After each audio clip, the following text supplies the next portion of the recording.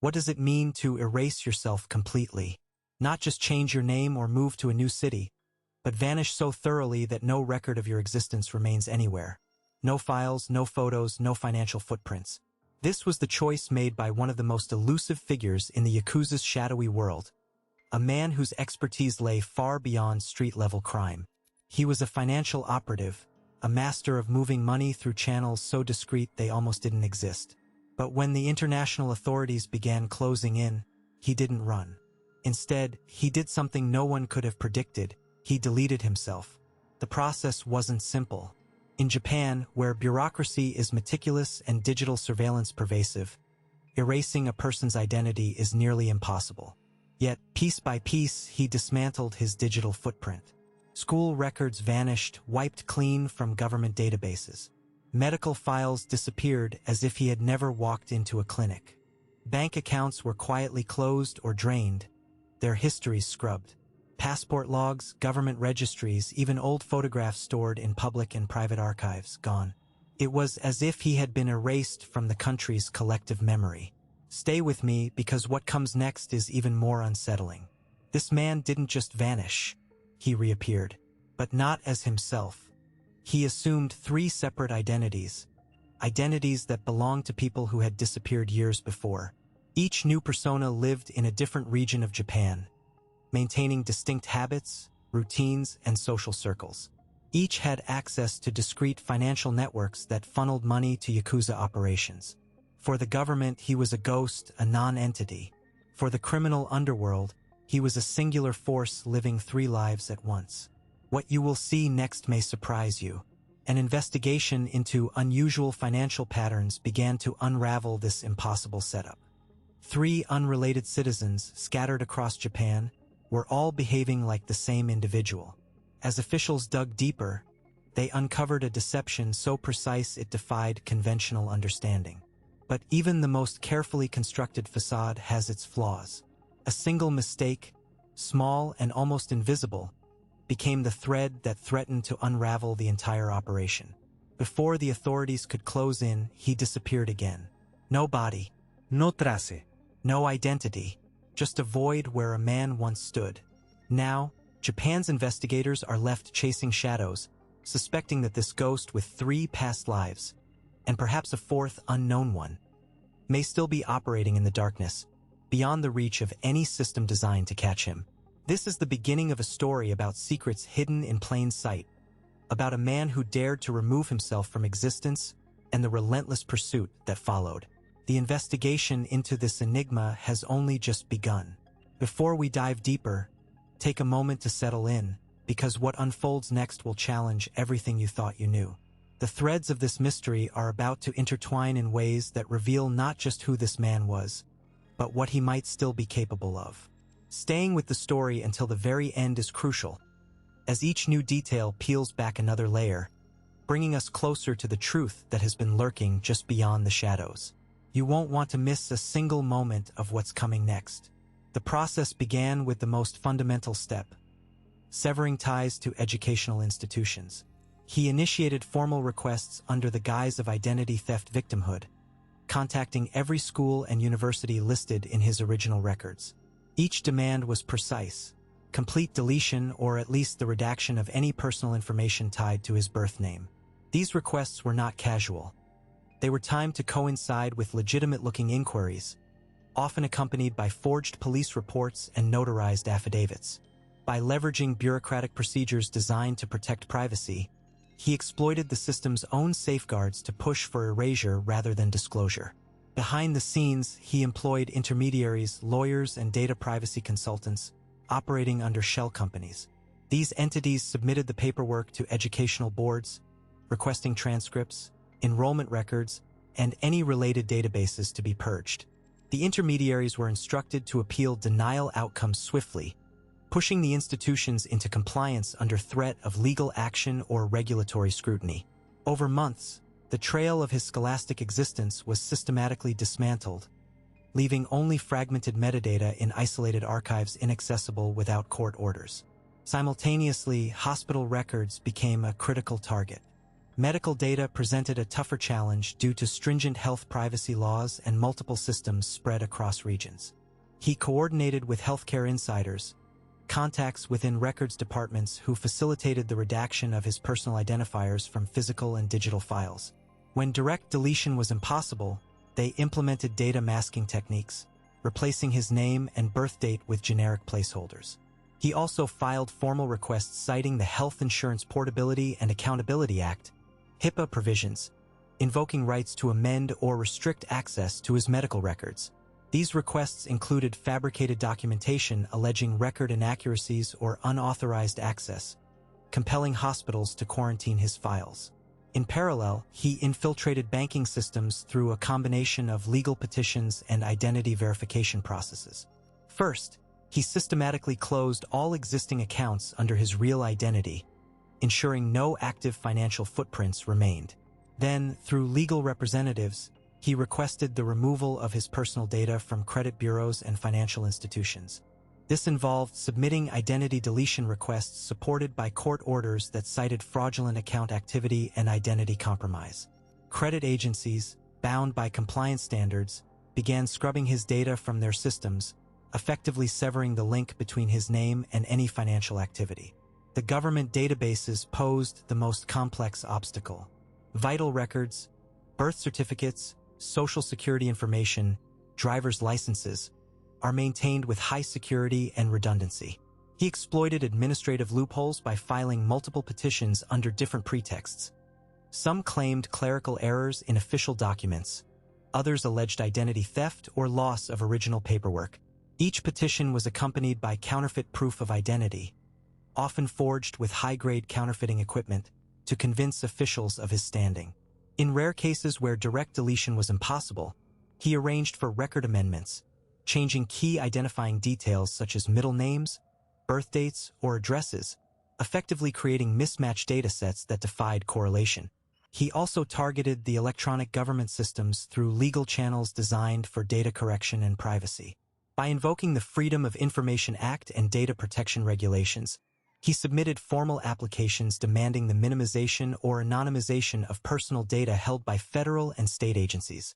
These applications were bolstered by fabricated narratives of personal security threats, prompting agencies to obscure his records from public and internal access. Furthermore, he engaged cybersecurity professionals to monitor and intercept any digital traces that might link back to his original identity, using encryption tools and anonymizing networks to shield communications with government offices. Throughout this operation, timing and coordination were critical. He staggered requests across different sectors and jurisdictions to avoid triggering suspicion from cross-referencing algorithms. By spreading interactions over several months, he prevented any single agency from piecing together the full scope of his identity erasure. Additionally, he maintained multiple pseudonyms and alternate identities in parallel, ensuring that any investigation hitting a dead end in one domain would not compromise the integrity of another. The result was a meticulously engineered void. Educational transcripts vanished or became irretrievable. Medical histories were fragmented and anonymized. Financial footprints were erased from credit records and banking logs. Government documents were altered or sealed behind layers of legal obfuscation. Tracking his original identity became virtually impossible, as no single database retained consistent or accessible information. The surgical precision of this operation relied on exploiting legal frameworks, bureaucratic inertia, and strategic deception. An orchestrated dismantling of a person's digital and paper trail that left behind an untraceable shadow where once a name had existed. He began by mapping the coastal towns and rural highways where disappearances frequently occurred, focusing on 3 cases that overlapped in time and location but differed in occupation. The first was a fisherman from a small village on the Sea of Japan coast, last seen loading nets at dawn before vanishing without a trace. The second, a long-haul truck driver who regularly navigated between Nagoya and Hokkaido, disappeared during a routine overnight run. The third was a port employee stationed in Yokohama, known for his meticulous work in cargo documentation, whose sudden absence disrupted operations but left no clues. Each case presented a unique profile to study, yet all shared a critical vulnerability: the individual's low digital footprints and minimal social ties beyond immediate family. To assume their identities convincingly, he initiated a thorough study of their daily routines and personal histories. For the fisherman, he spent weeks observing the village from a distance, noting how locals greeted one another, the timing of boat departures, and the specific gear used for different types of catches. He frequented the fish markets and docks, memorizing the layout and the informal codes fishermen used to communicate. Photographs, weather logs, and catch reports became his reference points. He even learned to mimic the physical labor, mastering the movements required to handle nets and boats, ensuring his gait and posture matched the original man's. The truck driver's life demanded a different approach. He acquired GPS data from freight companies and studied the routes in meticulous detail, memorizing rest stops, fuel stations, and security checkpoints. He reviewed truck maintenance records and loading manifests, replicating the driver's knowledge of vehicle mechanics and cargo types. To blend seamlessly, he adopted the driver's mannerisms inside the cab, the way he adjusted mirrors, handled the steering wheel, and logged hours. He also learned the trucker's rhythm of communication, including the radio channels and jargon used among drivers during long hauls, enabling him to engage in conversations without arousing suspicion. For the port worker, the process was more administrative and procedural. He gained access to archived shift schedules, cargo manifests, and security protocols, assimilating the routines essential to the port's daily function. By spending time near the docks, he observed how workers interacted, the rhythm of cargo loading and unloading, and the precise timing of ship arrivals and departures. He memorized the layout of warehouses and inspection points, ensuring his movements mirrored those expected of someone in that position. To reinforce authenticity, he studied the handwriting styles used on shipping documents, replicating them carefully when necessary. In each case, he acquired authentic identification documents through carefully forged paperwork and discreet contacts within bureaucratic channels, ensuring no digital records linked back to him. He used the sealed government files and altered records to erase any traces of the original individual's disappearances, effectively creating a clean slate. Local authorities, accustomed to bureaucratic delays and limited resources, rarely questioned minor inconsistencies, allowing him to operate beneath the radar. He established residences in modest homes or rented rooms linked to the disappeared men's families or acquaintances, integrating into daily life without drawing attention. By adopting local customs, dialects, and even clothing styles, he embodied the identities more fully. His communication was limited to necessary exchanges, often conducted in person or through low-tech means, minimizing digital footprints. He avoided social media entirely, reducing the risk of exposure. Over months, he refined each persona, responding fluidly to unexpected situations by drawing on his exhaustive research and keen observation. In fishing villages, he was a familiar figure at dawn, hauling nets. On highways, a trucker navigating long distances with practiced ease. At the port, a diligent employee managing cargo flow. By blending physicality, knowledge, and social interaction, he rebuilt these vanished lives into tangible, functioning identities, sustained by the very gaps left by official oversight and procedural inertia. Before dawn, the first life stirred with precise intent. His alarm, set to a muted chime, woke him at 4:15 a.m., leaving just enough time to slip from the cramped bed without disturbing the faint hum of the small fishing village. The fisherman's routine was a choreography of muscle memory. He dressed quickly but methodically, donning weathered boots, a thick woolen sweater, and a salt-streaked cap, each item arranged the night before in a specific order. The scent of brine and seaweed clung to the fabric, a subtle detail he maintained rigorously. He never allowed any item from the other lives to mingle here, no plastic tags from cargo manifest sleeves, no synthetic fibers from trucker gear. The clothes were washed separately, in cold water, and hung outside on a line that caught the early light, ensuring no overlap of scent or texture. His route to the pier was a short walk along winding dirt paths, familiar and unchanging. He avoided the village square after 5 a.m., knowing the port manager would be arriving soon, a figure from the second life who occupied a very different world. His movements were slow but purposeful, the steady rhythm of hauling nets and repairing worn ropes accounting for the hours before sunrise. He spoke little, exchanged nods with other fishermen, never lingering. Every interaction was bounded by strict rules. No mention of roads, no references to trucks or schedules. His voice softened, lower and rougher, as if shaped by salt and wind rather than diesel and asphalt. By 9 a.m., he slipped back into his small room, stripped off the fisherman's garments, and began the transition. This was the first phase of a practiced transformation.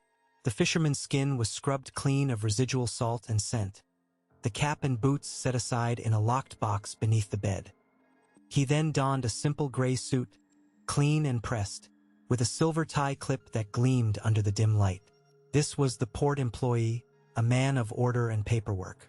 His hair was combed carefully, the face shaved clean, eyes sharper and more alert. The physicality shifted as well, no longer bent from hauling or stooped from the road. His posture straightened, his movements deliberate and crisp. Leaving the fishing village behind, he caught a bus that followed a convoluted route, avoiding the main highways where truckers often congregated. The route was chosen to minimize the chance of encountering anyone from the third life's world. At the port, the employee's day was a sequence of checking manifests, directing cargo movements, and interacting with supervisors. His voice was measured, formal, confident. He wore a badge, carried a set of keys on a chain, and kept a small notebook where he jotted down details, always in shorthand, indecipherable to outsiders. He maintained distance from everyone, careful not to reveal too much familiarity. The routine ended around 3 p.m., after which he vanished as quietly as he had appeared. The final shift began once twilight blurred the edges of the day. The trucker life required a complete overhaul in both appearance and mindset. In the narrow confines of a rented room near the highway, he laid out worn jeans, a stained t-shirt, and a faded leather jacket. His face was rougher now, stubble grown long and uneven, hair tousled. He applied a discreet layer of dirt and grease to his hands and forearms to sell the illusion of hard labor. The boots were heavy and scuffed, the soles worn thin from miles of asphalt. He left by 7 p.m., catching a rundown pickup truck parked in a lot reserved for long-haul drivers. The roads at night were his domain, vast and empty, the steady drone of the engine masking the isolation. He followed a rotating schedule of routes, never the same twice in a row, to avoid predictable patterns. Rest stops were selected carefully. He never stayed in the same place for too long, and he never crossed paths with the port or fishing village territories after dark. At truck stops, he kept his head down, ate quickly, and avoided eye contact. Conversations were minimal, limited to standard pleasantries about weather or road conditions, never personal details. Each life existed in its own temporal bubble, segmented by strict schedules and geographical boundaries. He never carried items from one world into another, a rule enforced with near-militant discipline. Identification papers, tools, even the smell of his clothes were isolated. His phone had 3 separate SIM cards, each active only during the hours allocated to its corresponding persona, with automatic call forwarding disabled. He memorized every route, every landmark, every habitual glance of individuals who might recognize him. The timing of his transitions was precise. No overlap, no slip-ups. His mind was a ledger of compartmentalized information, each entry locked behind an invisible firewall of routine and habit. This rigid structure was his shield against detection. Any deviation, any forgotten detail, could unravel the fragile balance. But the repetition forged a rhythm that blurred the lines between 3 distinct existences, each maintained with a relentless, clinical focus that left no room for error. In the labyrinthine world of the Yakuza's financial operations, each of his 3 identities served as a distinct conduit, a specialized channel through which illicit money coursed, carefully segmented to prevent detection and maintain plausible deniability. The efficiency of these pipelines depended on his ability to compartmentalize not just his own life, but the flow of capital itself, ensuring that the movement of funds was as concealed as the man behind them.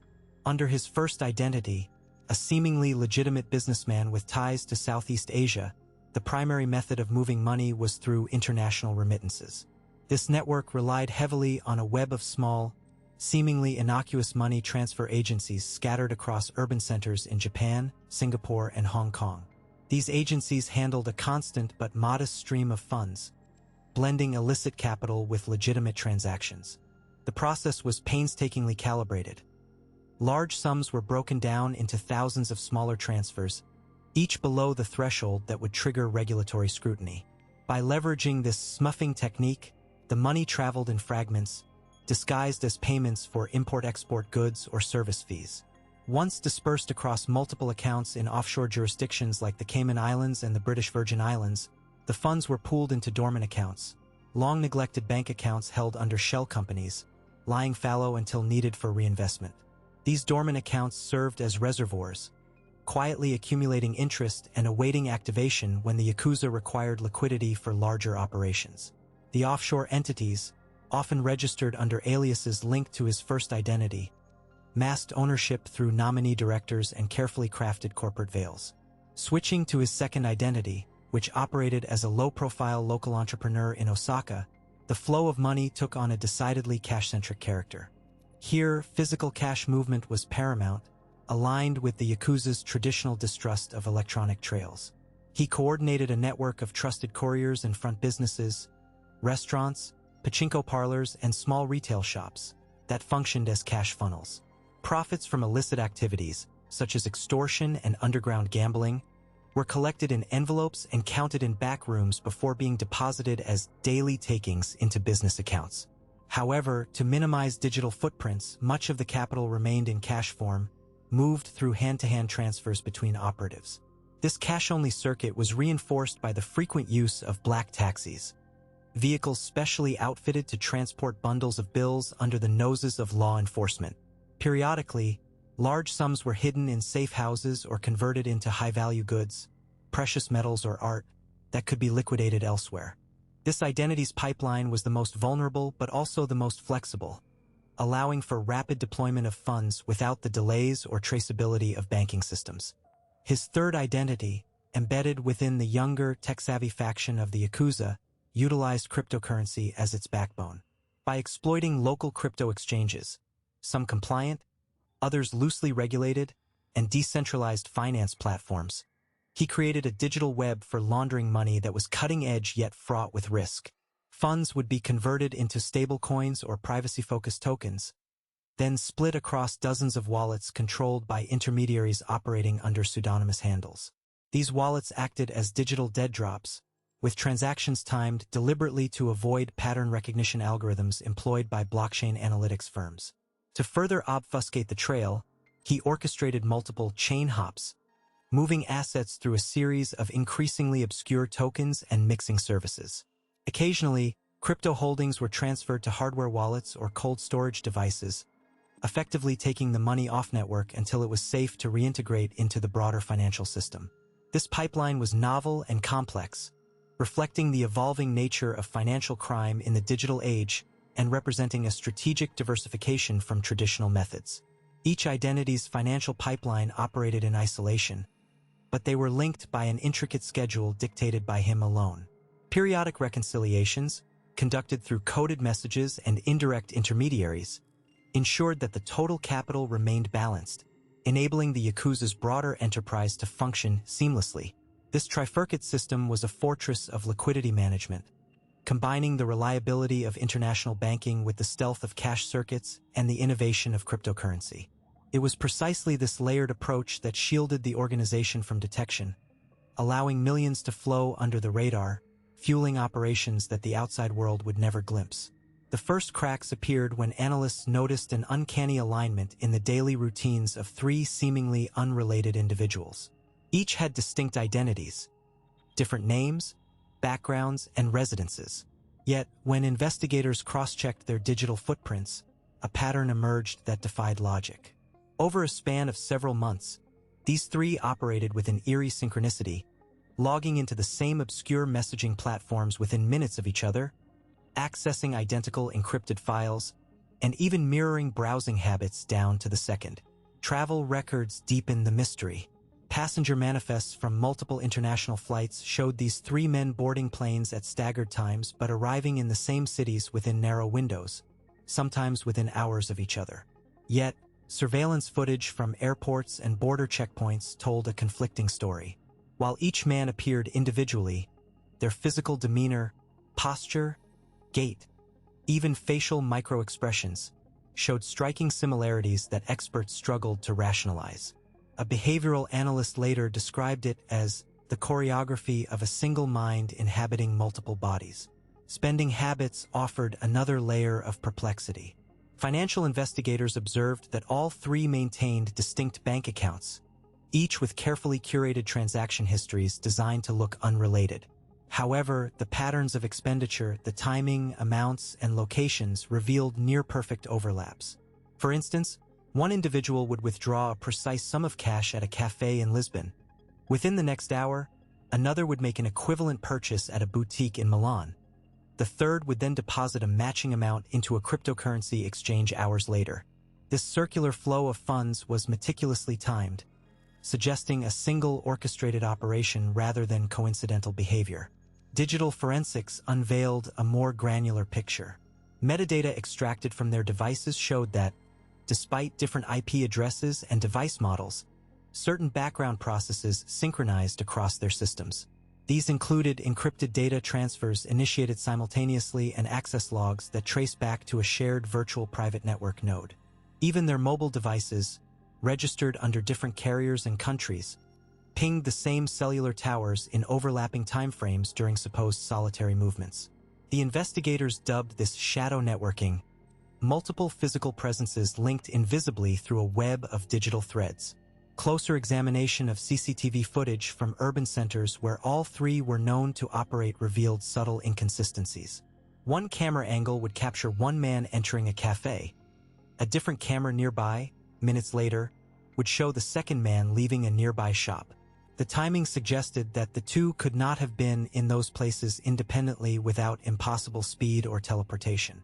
Additionally, footage showed identical tattoos partially obscured, matching scars and peculiar habits, such as the same pattern of finger tapping or similar ways of adjusting clothing, repeated across each individual, reinforcing the impossibility of their separate existences.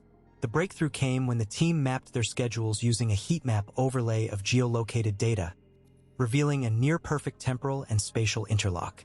The men never appeared in the same location at the same time, but their activities were so carefully staggered that they functioned as one continuous presence.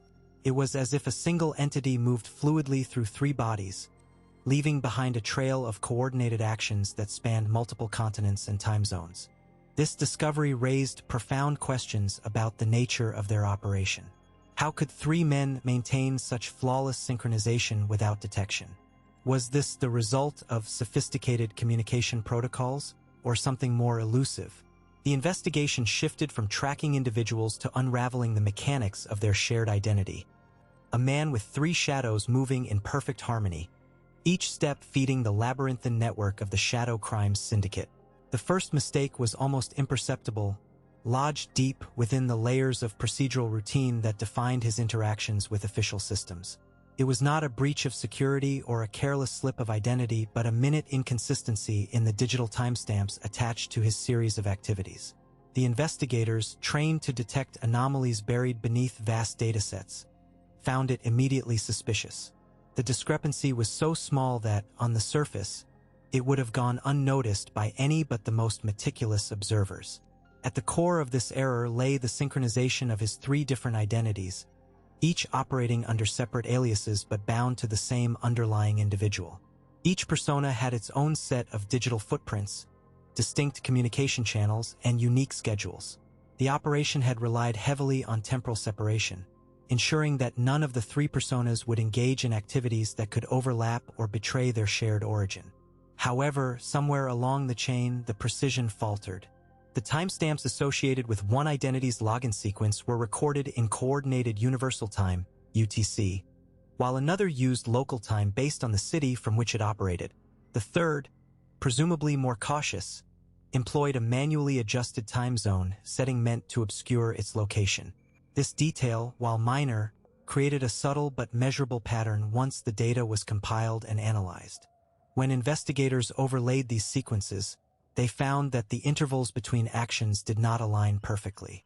The temporal gaps, which should have been consistent with three independent individuals, revealed a hidden synchronization that was too precise to be coincidental, yet too inconsistent to be genuine.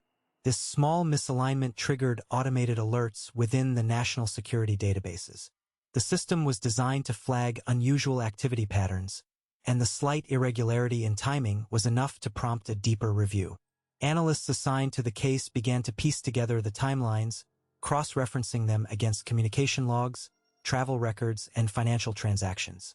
What emerged was a pattern of overlapping activity windows that suggested a single operator controlling multiple identities. The procedural nature of this discovery was telling. It did not come from an intercepted communication or a compromised device, but from a statistical anomaly buried within the metadata. The raw data flowed normally, each action appearing legitimate in isolation.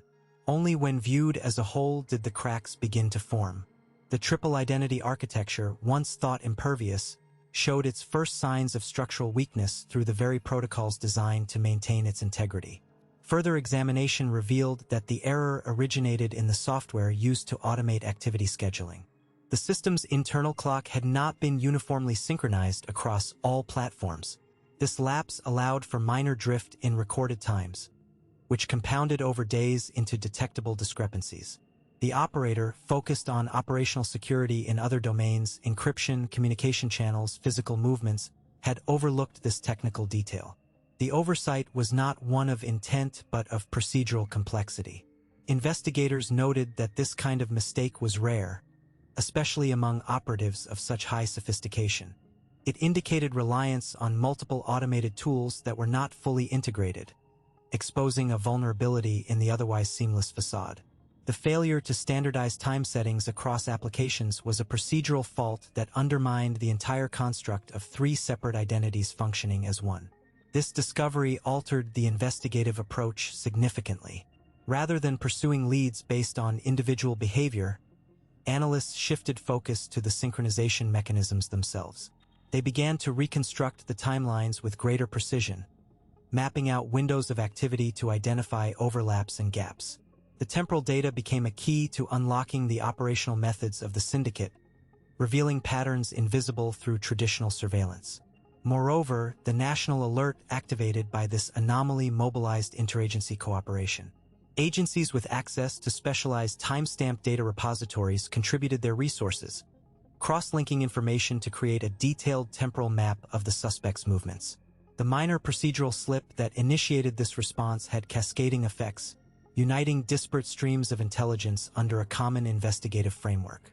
In the end, this first crack, small, technical, and procedural, proved decisive. It was a reminder that even the most carefully engineered systems could falter under the weight of overlooked details. The triple identity architecture's vulnerability was not in its complexity but in the subtle misalignment of its temporal protocols, a flaw invisible to the operator but glaring to those who knew where to look. The unraveling began quietly, almost imperceptibly, with a single overlooked timestamp buried deep within a cache of encrypted communications.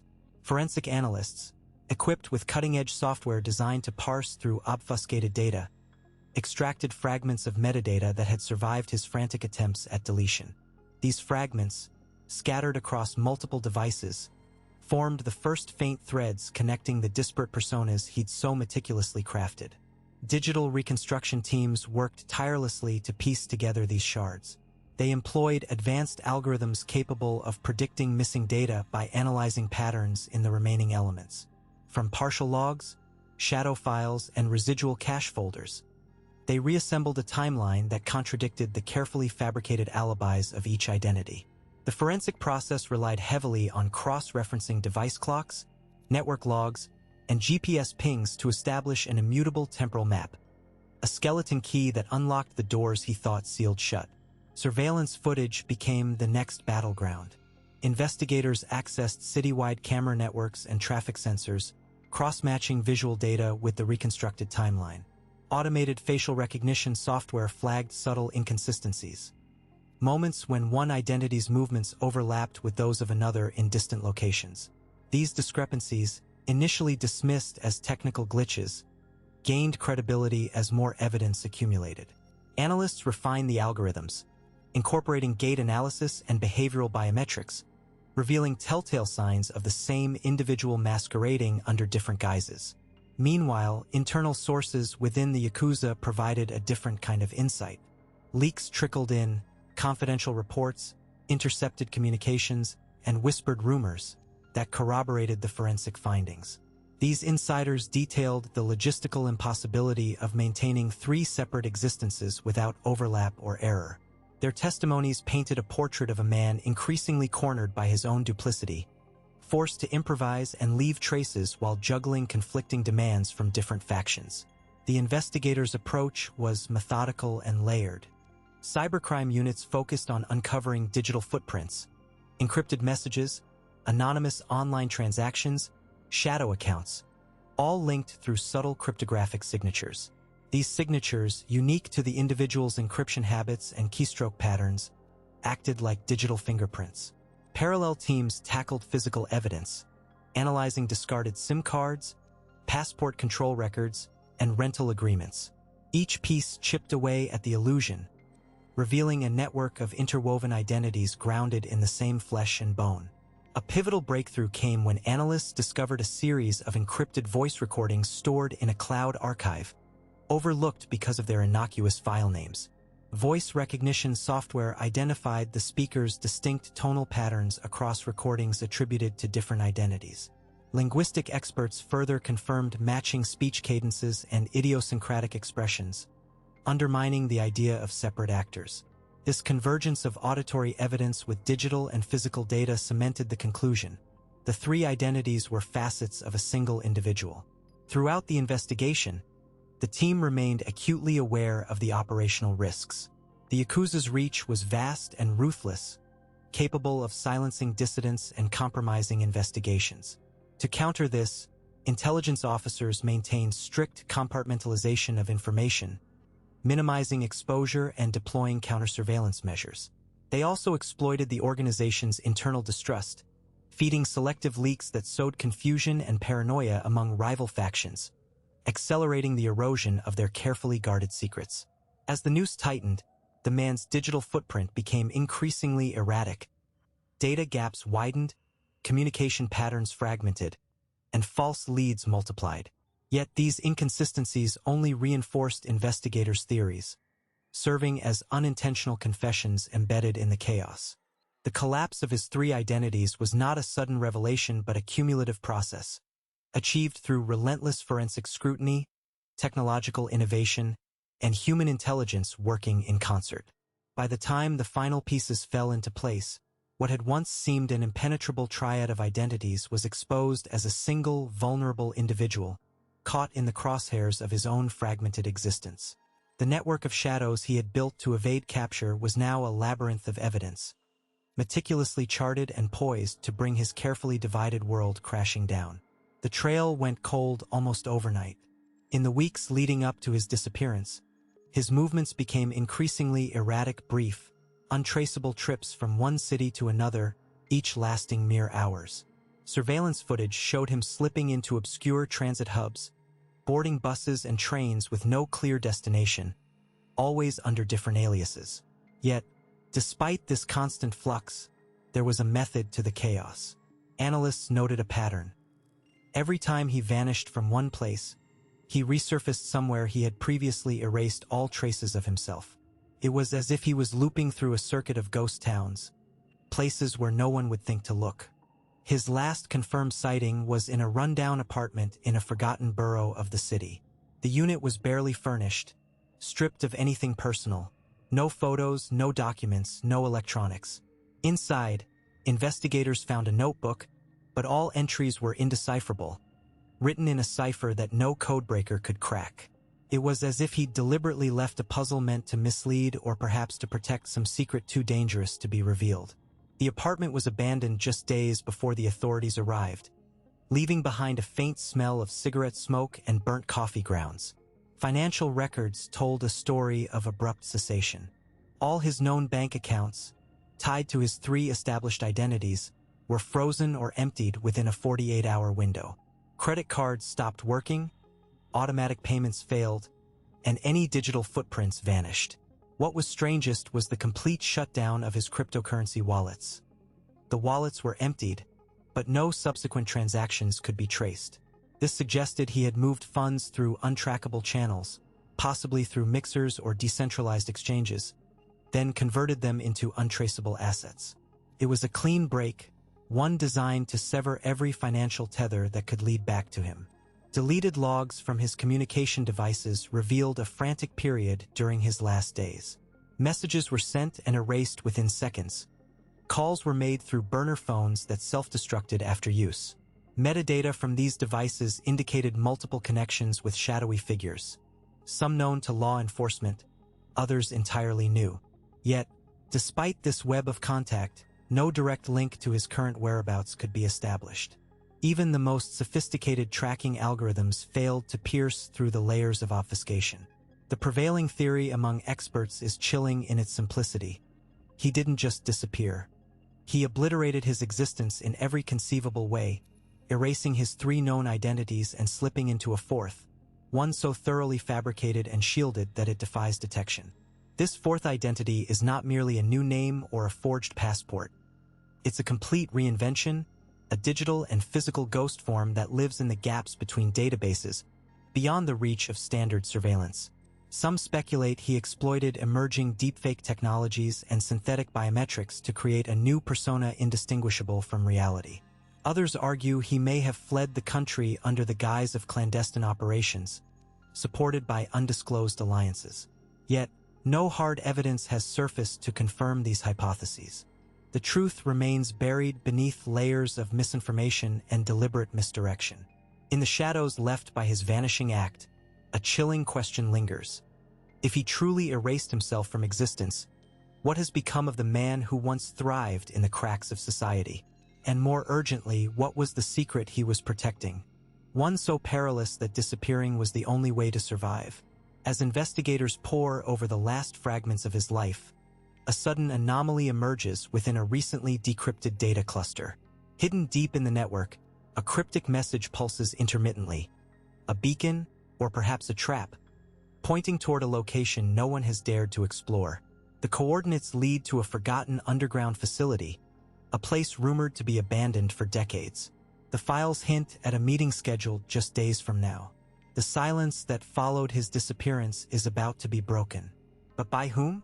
And with what intentions? The shadows are stirring once more, and the game is far from over. Despite relentless efforts by authorities and private investigators, the man at the center of this labyrinthine enigma has never been found. The trail runs cold at every turn, leaving nothing but traces of encrypted communications and fleeting digital footprints that vanish as quickly as they appear. Official agencies suspect that, like a specter, he continues to move money through the underworld, orchestrating transactions from the shadows without ever stepping into the light. His presence is felt but never confirmed, a haunting figure who manipulates networks of illicit finance with chilling precision. The forgotten underground facility, once thought to be a relic of the past, now stands as a silent sentinel to unanswered questions. Its dark corridors conceal more than just dust and decay. They hold secrets that could unravel an entire web of hidden alliances and unreported crimes. Yet, the risks of exploring it remain too great for most, and no one has dared to confront what might be lurking within. The coordinates found in the cryptic messages hint at a meeting set to occur soon, but who will attend and what will be decided there remains a mystery. Will it be an ambush, a negotiation, or the birth of a new chapter in this unresolved saga? As the shadows continue to stir, those who follow this case closely know that the silence will not last. The interplay between technology and subterfuge grows ever more complex, with new layers of encryption and misdirection shielding the truth. Each discovery only deepens the enigma, revealing that the surface barely scratches the extent of this hidden network. The lines between ally and adversary blur, and the stakes escalate in ways few can predict. For now, the story remains suspended in uncertainty. The man behind the curtain remains elusive, moving unseen through the digital and physical realms alike. Whether he will ever be unmasked or whether the threads of this puzzle will ever be pulled taut enough to reveal a conclusion is still unknown. What is clear is that the forces at play are far from dormant, and the game of shadows continues with renewed intensity. Stay with us as we delve deeper into this unfolding mystery, tracking every flicker of evidence as it emerges. The search is far from over, and every clue brings us closer to uncovering the truth, or perhaps to uncovering new questions. Join us for future investigations as we follow the faintest traces through the darkness, in pursuit of answers that remain just out of reach.